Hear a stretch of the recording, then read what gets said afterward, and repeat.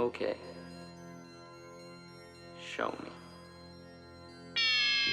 Hi there guys, welcome back to the Dutch channel. Thank you very much for tuning in for a review of the content of this here box from Foxeer. Small little box, and it contains the Foxeer Cat 3 micro low latency 1200 TVL low light camera. Wait, low latency, I'm not completely sure if that's accurate. This camera, the Cat 3, is primarily aimed at low light conditions. So in this review I'll obviously show you how good it is at low light. But I also want to know if this camera is still usable in daylight. See, if you were to use this camera in a quadcopter, you might have low latency capabilities, but well, is that quadcopter still usable or fun to fly in daylight? Right? You don't want to have a one-purpose quadcopter. So again, that's what we'll see in this review.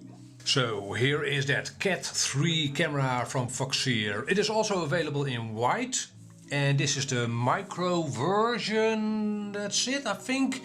Yeah, and it looks like a normal micro FPV camera. Until you put it next to another camera, which I'll do in a second, so you'll see. This lens is absolutely enormous.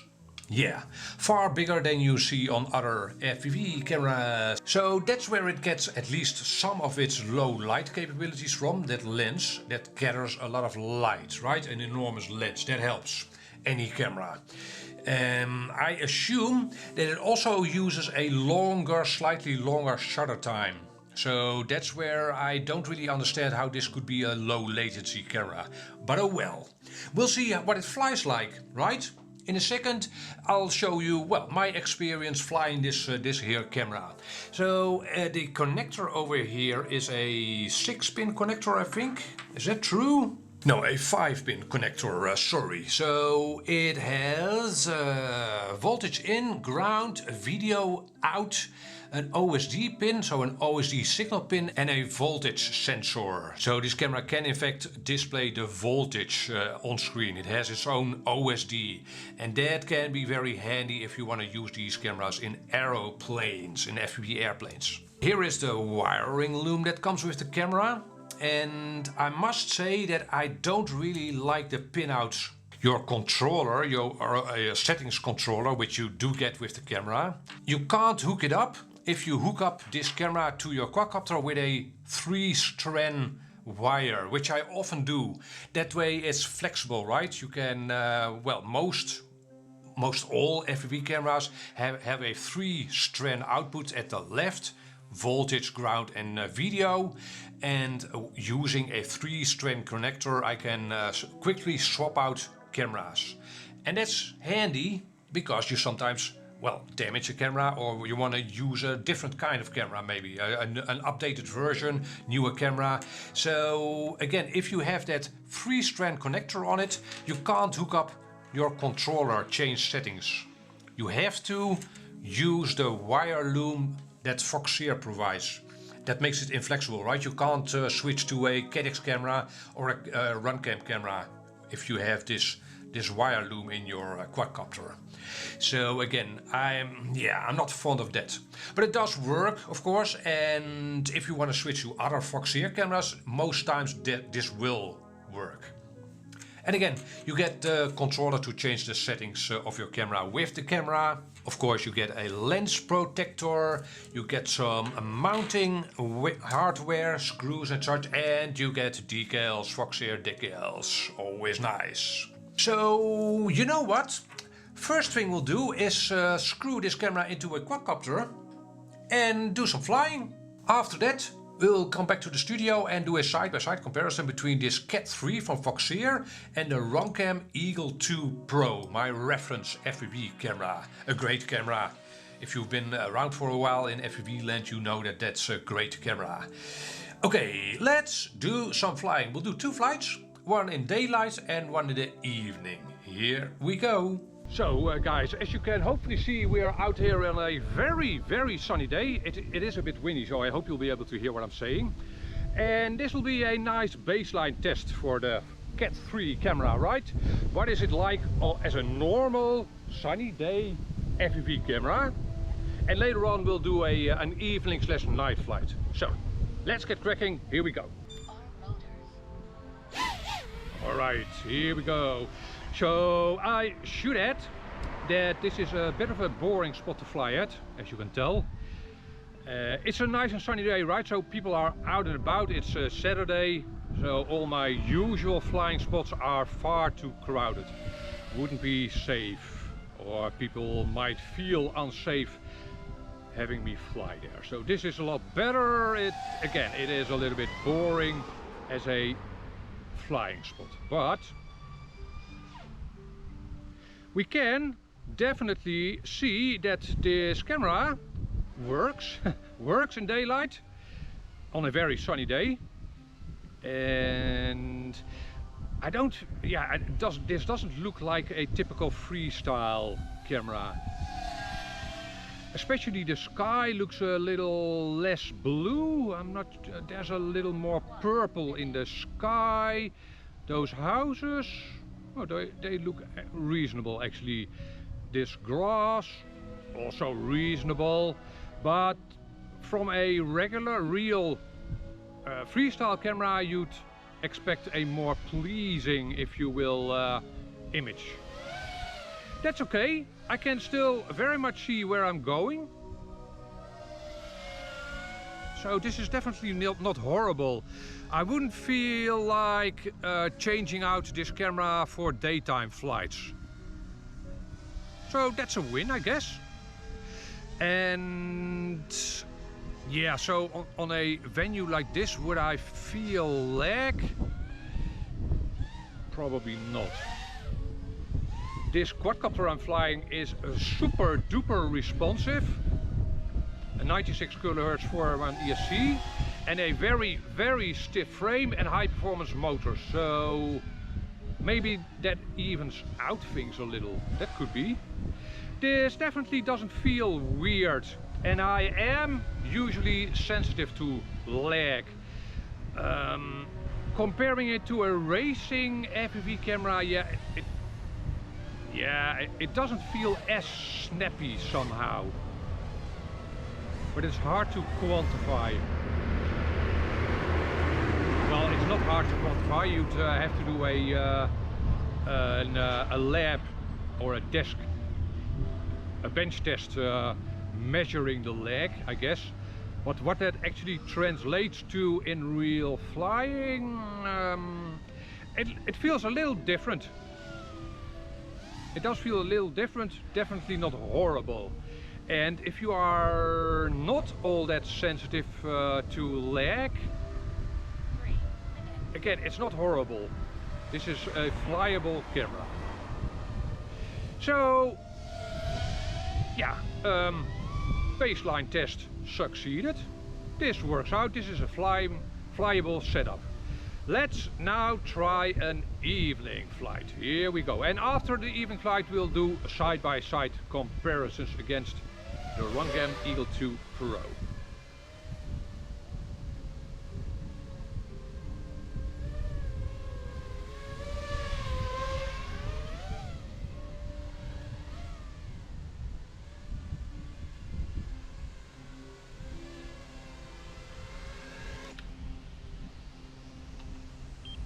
So let's have a looky at my first, this is my first night flight with the Cat 3 camera. And I'm narrating the flight afterwards, as you can probably hear.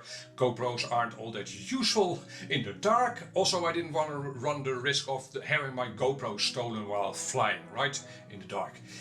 And so this looks a lot brighter or lighter than it actually was. Yes, there are lights here, not all that much, but there are lights. It looks a lot lighter in this video, or easier to fly it than it... with other cameras it would be very hard to fly here in these conditions. In fact, I've tried with, for instance, the Toolfless version 2. It's possible, but I also ended up in those trees. In those nice lush green trees. So again, the camera makes this look easy. And this is actually very nice because in daytime I can't really fly here. There are far too many people over here in daytime, and I did want to use those long high lamps in the middle of the parking for tricks and such, to try things, to practice things, inverted spins, right, or inverted orbits. But again, far too crowded over here in daytime, so yeah, with this camera I can definitely now fly here. This is more than possible. In a minute I'll show you far darker conditions, really pitch black. The camera isn't really great in pitch black conditions, as you will clearly see. So again, this is better than your typical FPV camera, or even lower light cameras. This is definitely well suited for low light conditions. I was actually relaxed flying this session. So let's now switch to a clip of a flight in pitch black conditions. So even though you see two floodlights over here on this section of the parking, we'll get into far darker conditions in a couple of seconds, and I must say that this wasn't really fun, but well, I wanted to test it. Okay, the section we're flying to right now, this is pitch black. I couldn't see anything over there. In fact, if we get back there, there's a white car in that dark section. A white car, right?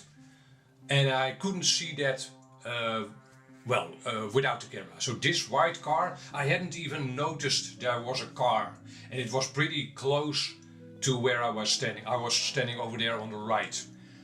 50 meters maybe, so definitely dark. I had gone to this location, by the way, because usually there's more lights on. But I think it's because of COVID that they don't leave the lights on over here anymore, because there's a couple of stores, furniture stores, and those have been closed there. Over there are furniture stores. Those have been closed down for quite a while. Before that, there were more lights in the parking areas of this parking and storefront.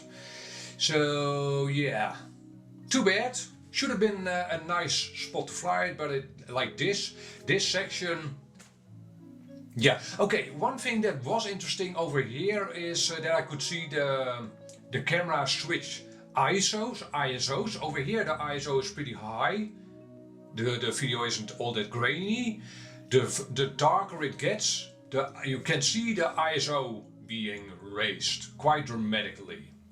And sometimes the video switched to black and white. So now that we've done some flying with the Cat 3 from Foxeer, let's do some side-by-side comparing with the Runcam Eagle 2 Pro, my reference camera. And I'm gonna first show you a side-by-side of the cameras. You can clearly see the huge lens on that Foxeer camera. So that's one of the ways that this becomes a low light camera, right?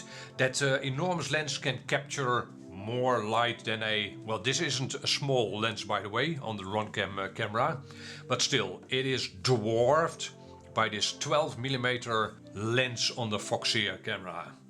So let's have a look at some side-by-side between these two cameras. Okay guys, so this is something that neither the Runcam Eagle 2 Pro, that is not a low light camera at all, but this Foxeer camera isn't great at pitch black conditions either. We saw that in the flight, even though I was able to fly in dark conditions. This is in a forest, and the only real light, there's a little bit of light to the right of us, but that dot of light you see in the middle of the screen is a headlight of my bicycle. And the weird thing actually is that I could see more by eye than with these cameras. That did surprise me a little bit. But again, neither of these two cameras are infrared cameras. They won't perform well in pitch black conditions. The image is less grainy in the Foxeer, the Cat 3's recording. Definitely visible, but I wouldn't be able to fly in these conditions. You can see a little bit of the sky there. But again, in between trees, in the dark, this was not. So this is definitely not something the Foxeer is made for. Now here is a section of the side-by-side where the Foxeer camera really shines, in my humble opinion. This is in low light. So there is a little bit of light, but it's still dark, and you see that from the graininess from the runtime camera. Again, that's not a low light camera at all, right? So it's supposed to be what you see here. The difference should be there, because the Foxeer camera is made for low light conditions, and if there's a little bit of light, you can see that the ISO drops in the Foxeer's image.